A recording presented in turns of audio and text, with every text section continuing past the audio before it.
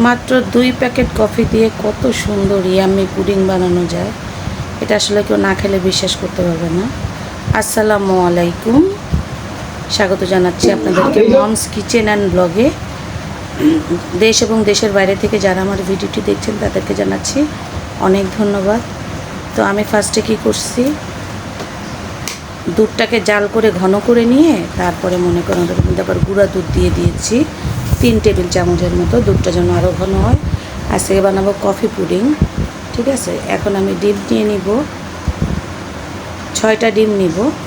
এখানে তো আমি দুধ কফি ওইগুলো মনে করেন মিক্সড করে ঠান্ডা করতে দিয়ে দিছি। এদিক দিয়ে আমি মনে করেন ডিমগুলোকে নিয়ে ডিমগুলো ফেটিয়ে নিব। এই পুডিংটা খেতে এত পরিমাণে মজা আর অনেক হয়েছিল, কিন্তু কফি দিয়ে আপনারা পুডিং বানিয়ে খেয়ে দেখবেন, খুব ভালো লাগে।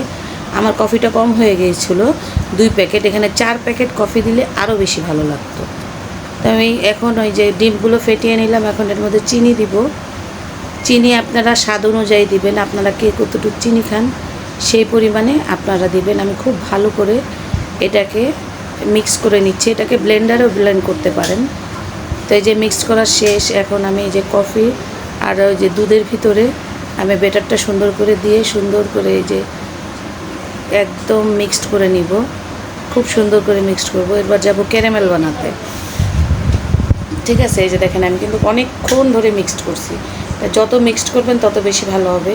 এখন যে ক্যারামেল বানানোর জন্য আমি তাওয়ার ভিতরে ফ্রাই প্যানের ভিতরে চিনি দিয়ে দিছি, কোনো পানি দেইনি, পানি ছাড়া এমনি ক্যারামেল করে নিব। এই যে হয়ে যাচ্ছে ক্যারামেল আস্তে আস্তে, দেখতেই পাচ্ছেন।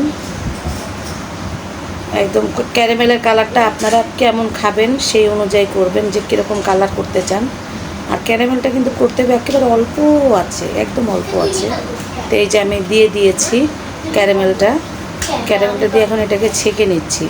এটা কিন্তু একটা হয়নি, অনেকগুলো হয়েছে, এটা হবে একটা পুডিং, কিন্তু একটা হয়নি, এই একটাতে দিয়েছি, মানে বিভিন্নটাই ট্রাই করেছি আমি। তো এটা সুন্দর করে ছেঁকে নিয়েছি,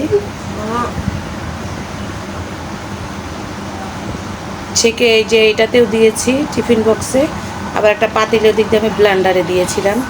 40 মিনিট আমি বেক করেছি, ব্লেন্ডারে না সরি প্রেশার কুকারে, আর একটা বসিয়ে দিয়েছি, আর দুইটা এটাই বসিয়েছি। তা 40 মিনিট কুক করার পরে আমি দেখাচ্ছি, এই যে দেখেন কি সুন্দর হয়েছে। এখন এগুলো সবগুলোকে ফ্রিজে নিয়ে আমি ঠান্ডা করে 2 ঘন্টা পরে ফিরে আসছি। এই যে দেখছেন এইটা বসাইছিলাম আমি প্রেশার কুকারে কিন্তু আরও তাড়াতাড়ি হয়। তা 2 ঘন্টা পরে আমি জাস্ট আপনাদেরকে দেখাচ্ছি কত সুন্দর হয়েছে।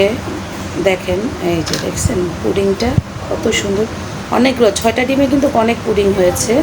এই যে ক্যারামেলগুলো দিয়ে দিচ্ছি, আর এই যে আরেকটা, এটা হচ্ছে স্টিলের পাতিলে দিয়েছিলাম, এই যে এটা হচ্ছে আরেকটা। আর টিফিন বক্সেরটাও দেখাচ্ছি, এই যে ওদের টিফিন বক্সে করে দিয়েছিলাম। এই যে দেখেন টিফিন বক্সেরটা আমি দিয়ে দেখাচ্ছি আপনাদেরকে। এই যে টিফিন বক্সেরটা একটু ভেঙে গেছে, আমি 30টা নেওয়া উচিত হয় না, এটা প্লেটে নেওয়া উচিত ছিল। তাই তো দেখতে পাচ্ছেন কেমন হয়েছে অবশ্যই জানাবেন। কফি আরও 4টা আরও 2টা দিলে ভালো হতো। এই তো বানানো হয়ে গেল পুডিং, কেমন লেগেছে অবশ্যই জানাবেন। সবাই ভালো থাকবেন, সুস্থ থাকবেন, আর আমার ভিডিওটি যদি ভালো লেগে থাকে অবশ্যই লাইক কমেন্ট শেয়ার করবেন।